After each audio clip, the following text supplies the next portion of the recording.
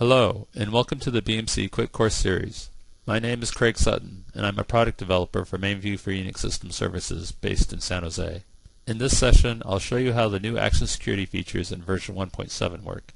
Action Security allows you to run Unix and MVS commands using the invoking user's authority instead of the product address space user's authority.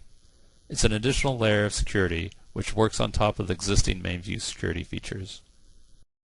Each type of action has one of three action security values associated with it. In previous versions, all actions ran under the product address space user ID, which has superuser authority. In version 1.7, most actions run under the invoking user address space user ID.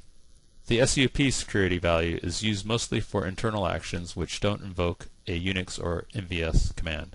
The SUP security value only invokes the action if the user address space user ID has a superuser authority. I'll now show you how to view the action security values for each action and how to change them to add security layers to meet your particular needs. To view the action security values associated with each action, invoke the USS action menu from the main USS easy menu. Each action has an associated action security value. If you hyperlink on an action security value, it will bring up the action security view, which allows you to override the default action security value. By default, the action security values displayed in the action security view can only be modified if the invoking user has superuser authority. You can further restrict the action security view and its actions to only specific users by using the existing MainView security features. In this example, I try to change the action security value without superuser authority. An error is returned stating the invoking user does not have superuser authority. In another example, let's change the security value of the Unix help commands. The default value for displaying Unix command help is PAS, which runs the command under the product address space user ID in order to display Unix help for any user ID.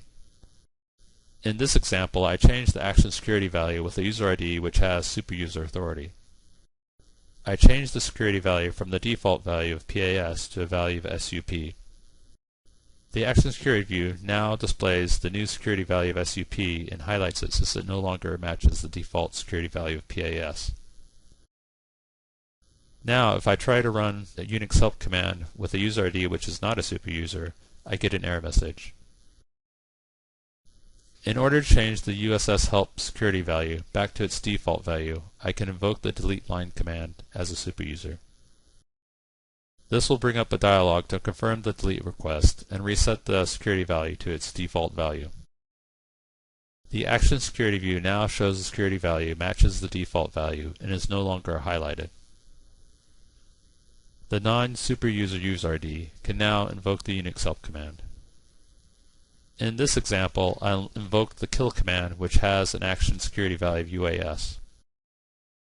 In this case, the kill Unix command will be run with the user address space user ID of the user invoking the command.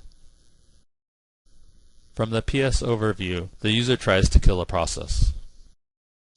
Since the user does not have authority to kill the process, a Unix error message is issued saying the operation is not permitted. Thank you for your time. For more information on any BMC mainframe product, please visit the URL shown here.